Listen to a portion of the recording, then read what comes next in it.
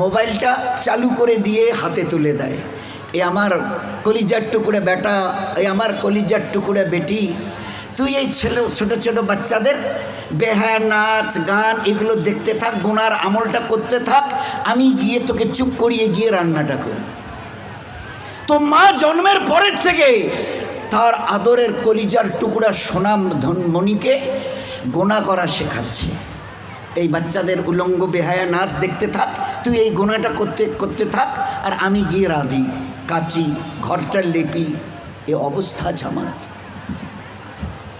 যে উম্মতের 5 বছরের বাচ্চা একবার আল্লাহকে বলে আরশ কাঁপিয়ে দিয়েছে, দ্বিতীয়বার আল্লাহকে বলে ফেরেশতাকে দিয়ে জান্নাতের খানা এনে পেট ভরে খেয়ে নিয়ে ঘর থেকে বেরিয়ে গেছে। 5 বছরের বাচ্চা। তাবেঈনদের মধ্যে একটা দিন ছিল, আমাদের দিন ছিল দোস্ত। আমরা এই জন্য একটু নিজেকে খোদার সামনে ঝুঁকাতে একটু অভ্যস্ত হই, হ্যাবিচুয়েটেড হই। ট্রাই টু বি হ্যাবিচুয়েটেড, একটু অভ্যস্ত হই আল্লাহকে আল্লাহ বলে মেনে নিয়ে তার রহমতের পায়ে সেজদা। কি আছে তোমার কাছে আল্লাহ জানতে চায়। এই উম্মতের মুহাম্মাদিয়া সাল্লাল্লাহু আলাইহি সাল্লাম, কি আছে তোমাদের, কি আছে তোমাদের কাছে গর্ব করার মতো? হাইয়া আলাস সালাহ, ঘাড় ফিরিয়ে চলে যাচ্ছ, এই গর্বের দিন টিকে থাকবে তো? You will be very proud for this that I am a very young and study. এটা ঠিক থাকবে তো? তোমার এই জওয়ানিকে তুমি ধরে রাখতে পারবে তো? তোমার এই জওয়ানি ঢলবে না তো? ভালো করে ইয়াদ করো, আমি তোমার বড় মেহেরবান আল্লাহ তোমাকে বলছি, একটু ঝুঁকতে শেখো। কি আছে তোমার কাছে গর্ব করার মতো? একটা জিনিস আমাকে দেখিয়ে দাও। আল্লাহ দেখিয়ে দিয়েছে তোমার কাছে 3টে আছে, 3টি। কি কি? 1, পায়ের নখ থেকে মাথার চুল পর্যন্ত নাপাক ছাড়া আর পাক বলে কোনো কিছু নেই তোমার কাছে। দেখাও একটা জায়গায়, এই জায়গাটা পাক আছে, বদবু ছাড়া খুশবু বের হয়, দেখাও। পুরুষ হওয়ার মেয়ে ছেলে দেখাও না। খুলিকাল ইনসানু মিন নুতফা। আমি আল্লাহ জিজ্ঞাসা করছি, তোমার পরিচয়টা আমাকে শোনাবে। পরিচয়টা কি আছে আমাদের কাছে? ওই পরিচয় ছাড়া few back days we everybody were of a drop of a dirty fluid, nothing else. আমরা সবাই, আল্লাহ আমাদের পরিচয় জানতে চাইছেন। খুলিকাল ইনসানু মিন নুতফা। আমরা বড় ওই নাপাক মনির কাতরা থেকে আমরা জন্ম নিয়েছি। আমাদের পরিচয় few back days we are a drop of a dirty fluid. আমরা এক বিন্দু নাপাক মনির কাতরা, এর চাইতে বড় পরিচয়। আচ্ছা, তোমার পায়ের নখ থেকে মাথার চুল পর্যন্ত একটা জায়গা দেখাবে যেখান থেকে খুশবু বার হয়, দেখাও। নাক থেকে যদি করো, স্বামীও পর্যন্ত বলবে নাকটা একটু ঘুরিয়ে ওই দিকে। মুখ দিয়ে অক করো যদি, তো ছেলেমেয়েরা বলবে আম্মু তুমি এটা কি করছো? পায়খানা পেশাবের রাস্তা দিয়ে হলে তো কথাই নেই। কান থেকে যদি কিছু বেরোয় তো কথাই নেই। চোখের এই জায়গা থেকে যদি বেরোয় তো পাশে কেউ বসতে দেবে না। এরপরে পুরো শরীরের এক একটা লোমের গোড়া থেকে যদি একটু করে ঘাম বের হয়, তো আমার নিজের বিবি, নিজের বেটা বেটি বলবে না আব্বু, স্বামী একটু হাতটা দাও তো, একটু চুমু দিই। চুমু দি, ঘাম বেরোচ্ছে তো, তুমি তো হাজারো হলে আমার স্বামী, তুমি তো আমাদের আব্বু, তা একটু দাও না, একটু চুমু দিই। কেউ সবাই আব্বু একটু হাতটা সরিয়ে নাও না, ঘাম বেরোচ্ছে। এই তো তোমার পরিচয়। পারে নখ থেকে মাথার চুল পর্যন্ত বদবু ছাড়া কোথাও। 3, খুলিকাল ইনসানু মিন জাইফা। তোমরা বড় দুর্বল। আমি জিজ্ঞাসা করছি, 3.5 হাতের একটা এইরকম শরীর, সুটাম চেহারা, আচ্ছা তোমার পিঠে কি বসে আছে? এইভাবে 2-3 বার দেখার পরে বলবে কই, দেখা তো যায় না। আচ্ছা, তা তুমি না খুব বুদ্ধির বড়াই করো, মডার্ন টেকনোলজি আর সায়েন্সের খুব গালগপ্প করো, তোমার নিজের পিঠে কি বসে আছে তুমি বলতে পারো না? বলে না, তা জানি না। আচ্ছা 10 মিনিট পরে তোমার পজিশন অবস্থা কি থাকবে জানো তুমি? বলে আমরা কিচ্ছু জানি না। বাজারে যাবে বলে ব্যাগ নিয়ে মোটর সাইকেলের হুকে আটকে দিয়ে স্টার্ট করে খালি বাজারে গিয়ে স্ট্যান্ড করে খালি পা দিয়ে স্ট্যান্ডটাকে খালি ঠিক করে দিয়েছে, পিছন থেকে একটা গাড়ি এসে ধাক্কা দিল আর সঙ্গে সঙ্গে ডেথ। লাশ নিয়ে বাড়ি চলে গেল। এসছিল বাজার করতে, বড় ঝোলা নিয়ে এসছিল, বড় আশা করে মেহমান অপেক্ষা করছে বাড়িতে। বাজার থেকে ব্যাগে বাজার যায়নি, তার লাশ চলে গেছে বাড়িতে। খুলে কাল ইনসানু মিন জাইফা। 4, আল্লাহ জিজ্ঞাসা করছে আব্দুর রহমান বয়স কত? হ্যাঁ আল্লাহ 42 চলছে। বাকি কত? I know nothing about my age. Nurjahan তোমার বয়স কত চলছে? আল্লাহ 45 চলছে। আচ্ছা এরপরে আর বাকি কত? তা আল্লাহ আমি কেমন করে বলবো? বলেন না তোমার নিজের বয়স। তাহলে তা তো জানি না। এই তো তোমার অবস্থা, এই তো তোমার অবস্থা। তুমি এক বিন্দু নাপাক, তুমি বড় দুর্বল, তুমি বড় বদবুদার, আর তুমি তোমার নিজের 10 মিনিট পরের অবস্থা তাও তোমার জানা নেই। এরপরেও যে আল্লাহ তোমাকে তিলে তিলে তার দয়ায় এই সেকেল সুরত আর এইরকম হায়াত দিয়েছে, একবারও তার কথা ভাবো না।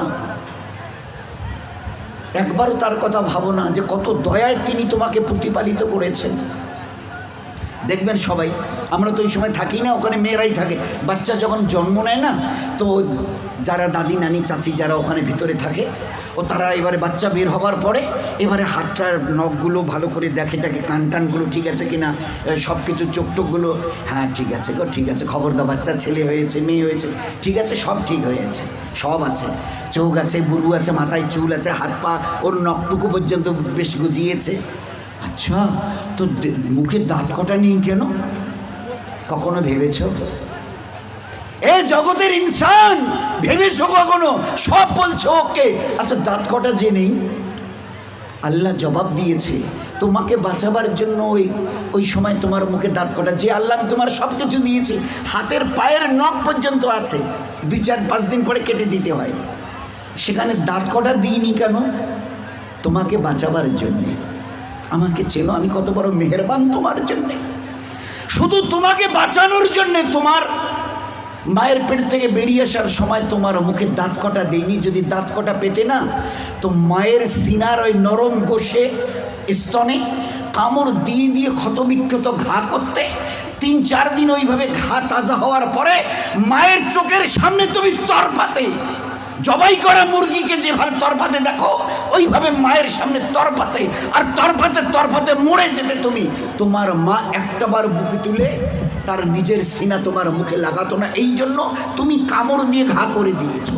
আমি বাঁচাবার জন্যে সব কিছু তোমার মায়ের পেটে বানিয়েছি, পুরো ফিগারের যা কিছু প্রয়োজন, each and everything has been given from myself, শুধুমাত্র except your teeth, তোমার দাঁত বাদ দিয়ে, যেখানে আমি তোমাকে আমার দয়ায় বাঁচাতে চাইছিলাম, ওই জন্য দাঁত কটা দিনই, নয়তো মায়ের স্তনকে কেটে ছিন্ন বিচ্ছিন্ন করতে, মায়ের চোখের সামনে তরপাতে তুমি মরে যেতে। একটাবার চিন্তা করেছো আমার কথা? তোমার প্রতি কত দয়া করেছি। ফের এই বাচ্চাটা হাদিসে পাকের মধ্যে এসে আস্তে আস্তে যখন বড় হয়, তার বুবুকে, ভাইকে, আব্বাকে কিছু খেতে দেখে, শব্দ এর কানে আসে, আমারও ওইরকম দাঁত থাকলে আমিও খেতাম। আল্লাহ বলে, হাদিসে পাকের কথা বলছে, আল্লাহ বলে তুই একটু সবর কর, কারণ এখন তোর অতটা হুশ আওয়াজ হয়নি, এখনই যদি দাঁত দিই মায়ের স্থানে কাপড় দিবি, একটু সবর কর, এই 7-8 মাস 9 মাস 10 মাস হোক না, একটু যখন, তারপরে আমি দাঁত দেবো। গোস্তের ওই নরম জায়গা থেকে আস্তে করে বাবা মা সব খুশি, আম্মা তোমার নাতির দাঁত গজিয়েছে শুনেছ? আচ্ছা 2টো দাঁত গজিয়েছে, তো উঠতে দেখে সবাই খুশি। আচ্ছা কখনো ভেবেছ এই দাঁতটা বাড়তে এই পর্যন্ত বারবার পরে আর বাড়ে না? Why? What is the reason of it? Who will give the answer? Who will give the answer? Anybody else of this world? আছে কেউ দুনিয়াওয়ালা ও মডার্ন সায়েন্স মডার্ন টেকনোলজিওয়ালা এই দাঁতকে গজাতে থেকে খুশি হয়েছো? বাড়তে এই পর্যন্ত বেড়ে গেছে, তারপরে আর বাড়ে না। কোন দুনিয়ার মডার্ন টেকনোলজি এর পিছনে কাজ করেছে বলো না? দেখেছো আমার দয়া?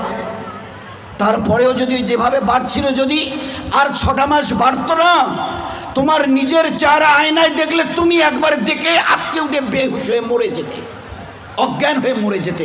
কি বিকট চেহারা! নিচের দাঁতগুলো বেড়ে গিয়ে এইরকম, উপরের দাঁতগুলো বেড়ে গিয়ে এইরকম হতো তোমার চেহারাটা, বিকট একটা চেহারা হতো। আমি ওটাকে কন্ট্রোল করেছি। এই বাচ্চা তখন 7, 8, 10 মাসের, 1 বছর 1.5 বছরের বাচ্চা দেখে দাদা কি যেন, ভাইজান যেন কি কর্মর করে চিবোচ্ছে, বুবু যেন কি একটা খাচ্ছে শক্ত মতো, আব্বু যেন কি একটা শক্ত মতো চিবোচ্ছে, শোনা যাচ্ছে। আসমান থেকে আওয়াজ আসে, তুই একটু সবর কর না, তোকে হালকা জিনিস খাওয়াবার জন্য যে দাঁতটা এখন দিয়েছে ওটার নাম হচ্ছে দুধ দাঁত, এর ক্যাপাসিটি কম, হালকা জিনিস চিবোতে পারবি, শক্ত জিনিস চিবোলে না ও দাঁত ভেঙে যাবে, তো তুই একটু সবর কর। ফের কদিন পরে একটা করে নড়া শুরু করে, আম্মু এ দাঁতটা নড়ছে, ফের একটা একটা করে 32 টাকা আমি ট্রান্সফার করি, ফের ওখান থেকে গজানো শুরু করি। এইবারে তুমি নিজের দাঁত দিয়ে যত শক্ত হাড় হোক, পেয়ারা হোক, যা কিছু মন চায় খুব কর্মড়িয়ে চিবিয়ে খাও, কোনো অসুবিধা হবে না। এত বড় দয়ার দান দেখেও তুমি একটাবার আমার সামনে ঝুঁকাবে না? আচ্ছা, আমার কাছে তোমাকে ফিরে আসতে হবে না? বলো বলো যে ফিরবে না, ফিরবে না। আজ তুমি আস্তিন গোটাও, লাল চোখ দেখাও, আমার জমিনে দর্প ভরে পা রেখে চলো। আচ্ছা, তোমার কি মনে হয় তুমি আমার সঙ্গে মোকাবেলায় আসবে? আসবে? তোমাকে সেজদা করতে না, না, ওসব আমাদের দ্বারা হবে না। হয় হয় হয়, কি আছে তোমার কাছে গর্ব করার মতো? আর আমার সঙ্গে তুমি পাল্লা দেবে, মোকাবেলায় আসবে, কি আছে তোমার কাছে বলো না? এর মাস আজকের যেটা ফুলছে মাসল, এটাকে না আর এই দিকে ঝোলা মানে ফুলাতে পারবে না। শত চেষ্টা যদি করো তো উপরের দিকে নয় নিচের দিকে ঝুলে থাকবে। যে দাঁত আজকে কর্মড়িয়ে অন্যের দিকে লাল চোখ করে তাকাও, এই চোখ আজ বাদে কাল ঝাপসা হবে। এ দাঁত তোমার কাছ থেকে তোমাকে জিজ্ঞাসা না করে বিদায় নেবে। এ কালো চুল তোমাকে না বলে সাদা হবে। এ শক্ত বডির মাসল এ তোমাকে না জিজ্ঞাসা করে গোশত আস্তে আস্তে চামড়া ঝুলে থাকা শুরু হবে। আমার কাছে কি তোমার কাছে আছে মোকাবেলা করার মতো? কিছুই আমি করব না, শুধু তোমার বয়সটুকুকে একটু যদি বাড়িয়ে দিই। ও আম্মেরহু নুন্নাক্কিসহু ফিল খালক, মায়ের পেট থেকে বের হয়ে যেভাবে মুখ থুবড়ে পড়েছিলে, নিজের পায়খানা নিজের হাতে ওইভাবে ছেনিয়ে নিজের মুখে দিয়েছিলে না, আমাকে তুমি কি দেখতে চাও? একটু যদি হায়াতটুকু বাড়িয়ে দিই, মুখ থুবড়ে পড়ে থাকতে হবে।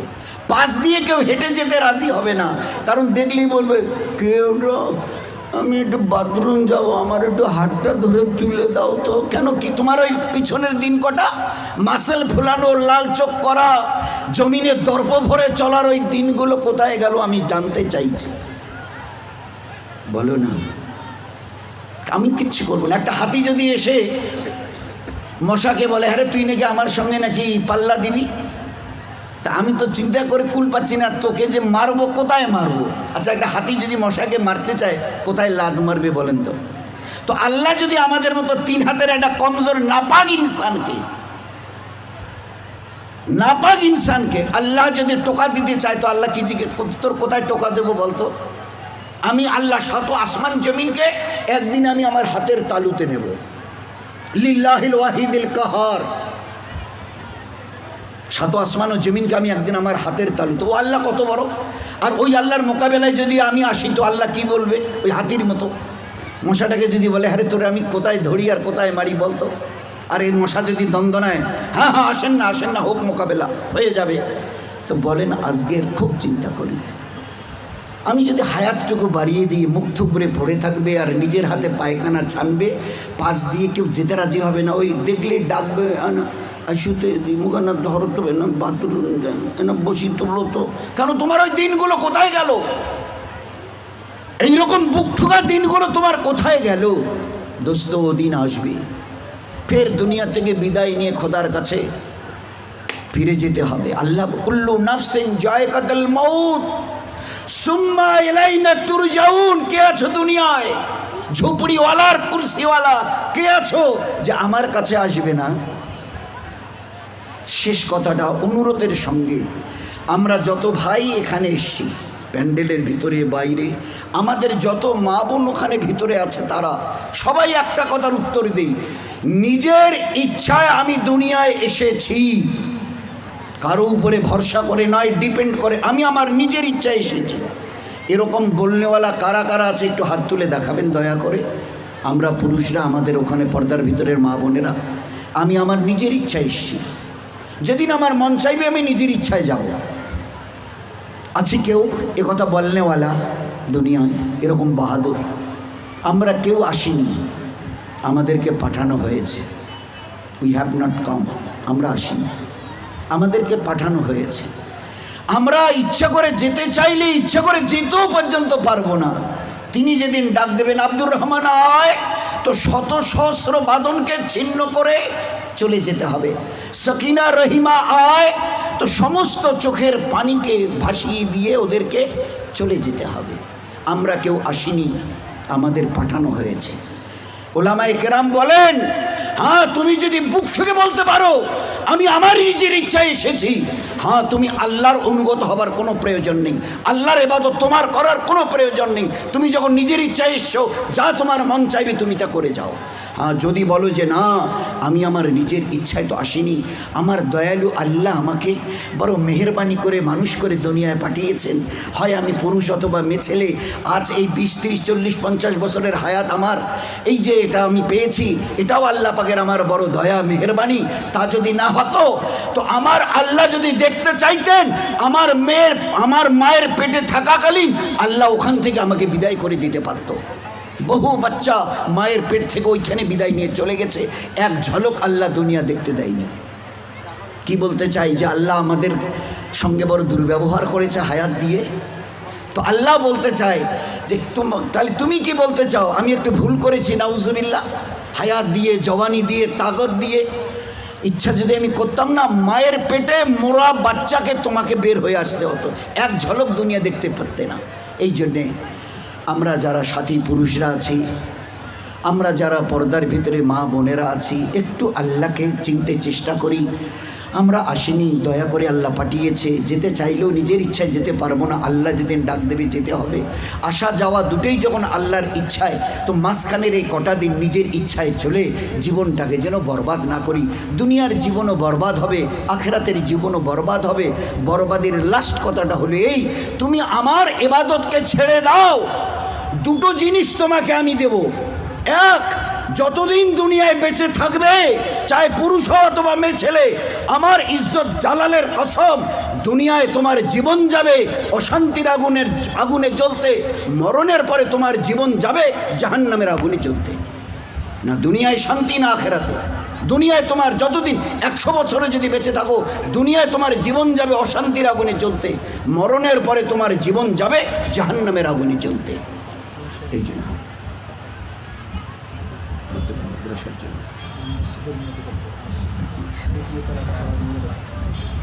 আচ্ছা, তো ভাই এই জন্যে আমরা আমাদের মা বোনেরা একটু হুঁশ করে চলি।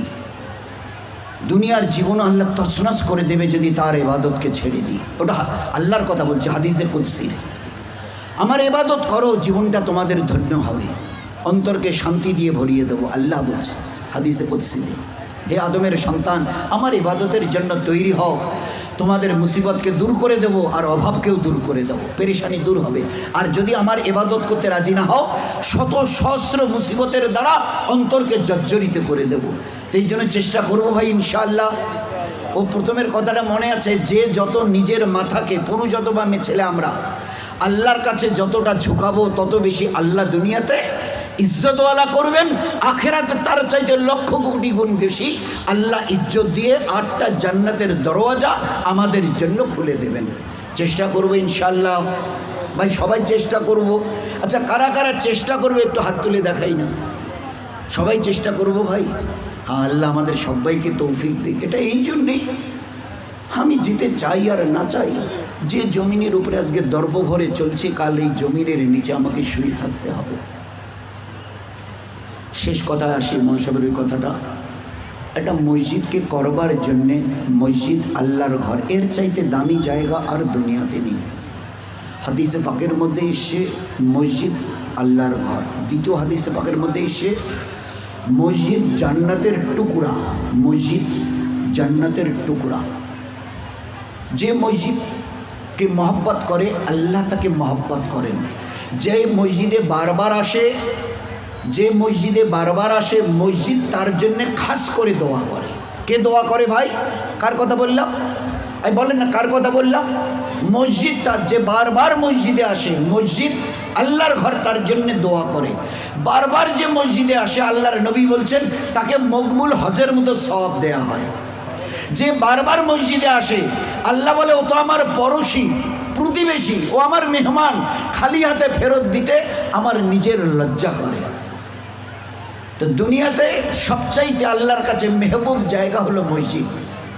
আহাব্বুল বেলাদে ইলাল্লাহে মসজিদুহা আফগাজুল বেলাদে ইলাল্লাহে মাসাকুহা। আল্লাহর কাছে দুনিয়ার মধ্যে, গোটা দুনিয়ার মধ্যে সবচাইতে দামি জায়গা হচ্ছে মসজিদ। আর এই মসজিদে যে কিছু হিস্সা নেয় আল্লাহর ঘরকে বানাবার, এ আল্লাহ আমি নাপাক, তোমার ঘর পাক, আমার থেকে জর্রা বরাবর তুমি যদি খিদমত নিয়ে নাও, এটা আমার উপরে তোমার বড় মেহেরবানি হবে। তোমার উপরে আমার মেহেরবানি নয়, আমার উপরে তোমার দয়া হবে। আমি একটা নাপাক ইনসান আর তুমি পাক, তোমার ঘর পাক। মসজিদ জান্নাতের একটা টুকরা, বাগান, জান্নাতের টুকরা। এই আল্লাহ আমার দ্বারা তুমি যদি একটু খিদমত নাও তো এটা আমার জন্য বড় খুশকিসমত হবে। তো এই জন্য আল্লাহর ঘরকে আল্লাহর ঘরের ওই মর্যাদায়, ওই জায়গায় রেখে আমরা যদি একটু কিছু করার এরাদা করি, এখন তো লম্বা করার সময় নয়, আরও উলামা হজরতরা আছেন, শেখ সাহেব এসছেন, তো সেই জন্যে একটা খালি ছোট্ট ঘটনা বলে শেষ করি যে আল্লাহর কারণে এরা তিনজন, ওই যাদের কথা বলি ইমাম হাসান হুসেন আর জাফর রাদিয়াল্লাহু তাআলা আনহু, এক বুড়িমার ওই বকরি জবাই করে খেয়ে দিয়ে চলে গেছে। বুড়িমাকে বলেছিল যদি কখনো মদিনায় আসো তো আমাদের সঙ্গে দেখা করিও। তো বলে তা তো বলতে পারবো না, আমরা থাকি কোথায়, আপনারা থাকেন মদিনায়। তো যাই হোক, আল্লাহর কি ইচ্ছা ছিল, মদিনায় চলে গেছে। ইমাম হাসান রাদিয়াল্লাহু তাআলা আনহু বাজারের দিকে যাচ্ছেন, একটা মেয়ে ছেলে, বুড়ি বয়স্কা, বাজার থেকে আসছে। উনি ভারী, মেয়ে ছেলেটাকে কোথায় যেন দেখেছি। ও হো, এ তো ওই মেয়ে ছেলে আমাদের হজের সফরে বকরি জবাই করে খাইয়েছে। বুড়ির কাছে গিয়ে সালাম, বুড়িমা আপনার বাড়ি কি মদিনায়? তাহলে না বাবা, আমরা অন্য এলাকার লোক, মুসাফির, এখানে এখন মদিনায় থাকি। আচ্ছা তুমি আমাকে চেনো? তা বলে না বাবা চিনি না। তাহলে তিন মেহমানকে তুমি একটা বকরি জবাই করে, হ্যাঁ তা খাইয়েছিলাম। বলে ওই তিনের আমি একজন। তো তোমার বুড়া মিয়া কই গো? তো বলছে বুড়া মিয়া ঝুপড়িতে থাকে, বড় দুর্বল হয়ে গেছে। তা তোমাদের চলে কি করে? বলে বুড়ো মিয়া ওই দিনের বেলা ওই উটের গোবর তুলে আনে, আর আমি ওটাকে চ্যাপটা করে শুকোই, আর মদিনার বাজারে গিয়ে বিক্রি করে যা পয়সা আল্লাহ দেয় তাই দিয়ে দুজনের কোনো রকম দিন গুজরান হয়। আচ্ছা, তোমার বুড়ো মিয়া উটের গোবর, কাঁচা গোবর নিয়ে আসে, তুমি শুকাও, মদিনার বাজারে বেচো, আর ওতে যা পয়সা করি একটু আল্লাহ দেয় তাই দিয়ে। আচ্ছা ঠিক আছে বুড়িমা, আসো। এবার বুড়িমাকে ডেকে নিয়ে বলছে, বুড়িমা এই বকরির পালে আমার 1000 বকরি আছে, এটা আমি তোমাকে দিয়ে দিলাম।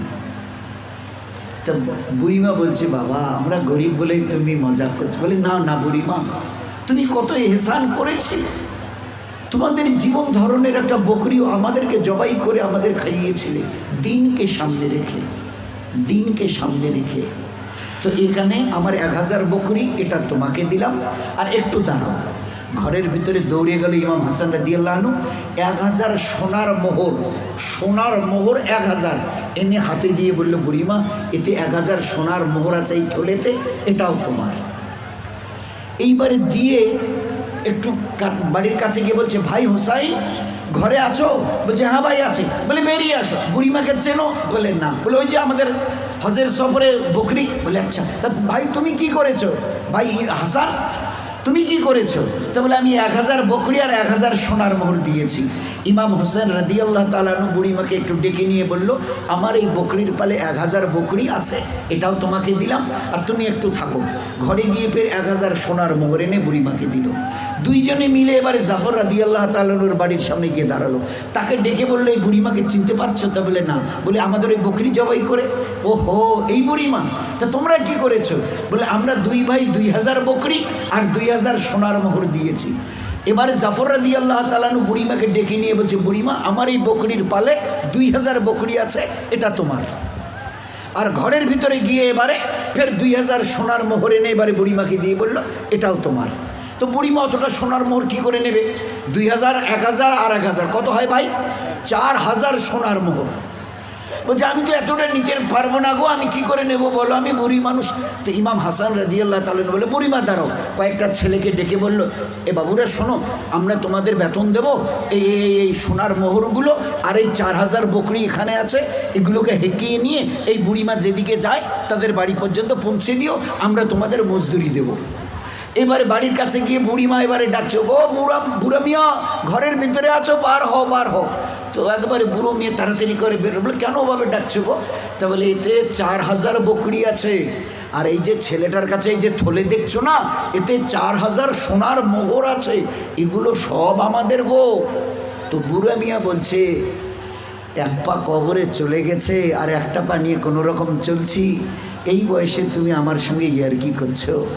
তো বলছে, না না, আমি তোমার সাথে ইয়ার্কি করিনি, আল্লাহর দিনের নিসবতে একদিন একটা বকরি খাইয়েছিলাম মেহমানকে, মনে আছে তোমার? বলে হ্যাঁ। বলে আমাদের আল্লাহ ওই একটা বকরির বিনিময়ে দুনিয়াতে নগদ 4000 বকরি আর 4000 সোনার মোহর দিয়েছে। আর ওই পাকজাদের কসমকে বলছি, আসল যা দেবার ও আল্লাহ মরণের পরে আখেরাতে দেবে। তো আল্লাহ দেখিয়ে দিয়েছেন আল্লাহর দিনের নিসবতে ওইভাবে কেউ যদি একটু দিনকে সামনে রেখে করে, ওর বদলা যখন আল্লাহ দিতে চাইবে দুনিয়ায়, আমরা গুমান করতে পারবো না যে এতটুক করেছি, তার বদলা পাহাড় পরিমাণ, তার বদলা পাহাড় পরিমাণ। তো সেই জন্যে ভাই, হায় হায়, দুটো জায়গায় দুটো জিনিস আল্লাহর নবীকে দিয়ে আল্লাহ দেখিয়ে দিয়েছে, একবার জানের আর একবার মালের। তো জানটা থাক মালের।